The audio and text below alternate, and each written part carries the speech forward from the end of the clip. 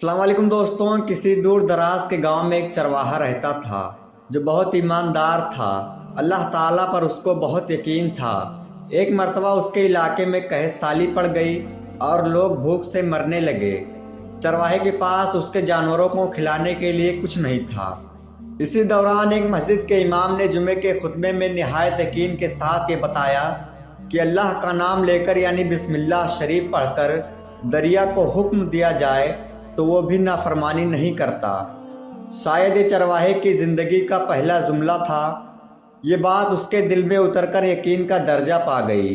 चरवाहा खुतबे के बाद अपने घर आया और बकरियों को लेकर दरिया के जानिब चल दिया और दरिया के पास आकर ऊंची आवाज़ में बिस्मिल्लाह पढ़ा और दरिया को हुक्म दिया कि वो ज़रा अपनी बकरियों को चराने जा रहा है, इसलिए वो अपने ऊपर से गुजरने दे।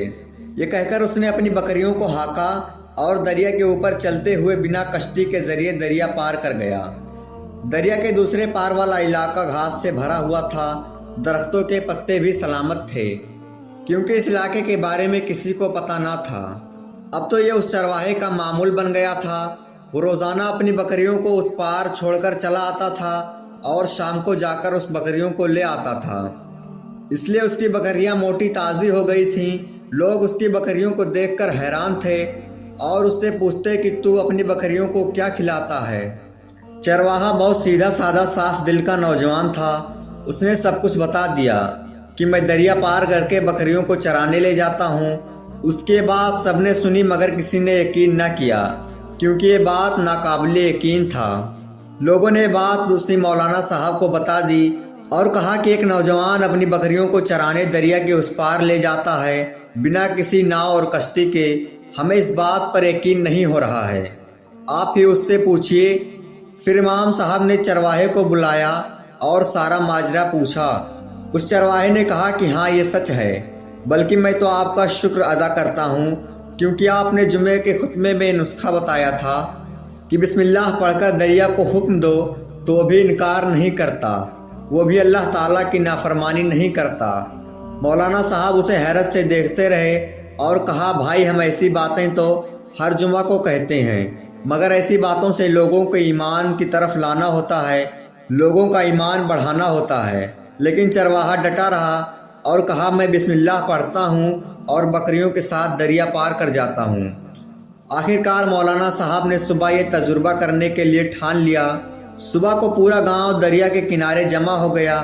सब लोग देख रहे थे कि दरिया पर चला जा सकता है या नहीं। वो चरवाहा भी वहीं पर मौजूद था। मौलाना साहब ने एक दो बार अंदर ही अंदर इरादा किया, फिर इनकार कर दिया कि ये तजुर्बा नहीं करना।